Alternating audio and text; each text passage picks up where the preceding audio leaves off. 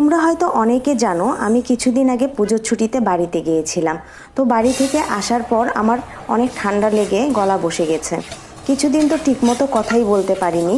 এখনও খুব একটা গলার অবস্থা ভালো না, তোমরা হয়তো বা ভয়েস শুনে কিছুটা বুঝতে পারছো। আর এই জন্য বড় ভিডিও দেয়া হচ্ছে না। যা হোক, আজকে আসলে কাউনের খিচুড়ি রান্না করলাম সবজি দিয়ে।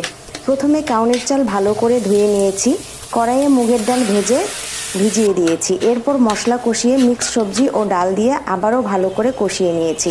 এবার কাউনের চাল ও গরম জল দিয়ে ঢেকে দিয়েছি। কাউনের চাল সেদ্ধ হতে বেশি সময় লাগে না। এই তো হয়ে গেছে আমার কাউনের খিচুড়ি। আমার কিন্তু এই খিচুড়ি খেতে বেশ লাগে। দেখি কেমন হয়েছে। হায় হায়, হে প্রভু, হে জগন্নাথ, এ ক্যা হুয়া! আমি তো খিচুড়িতে লবণই দেইনি। স্বাদের জায়গায় তো বেস্বাদ হয়ে যাবে। তোমরা কিন্তু লবণ দিতে ভুলো না বন্ধুরা।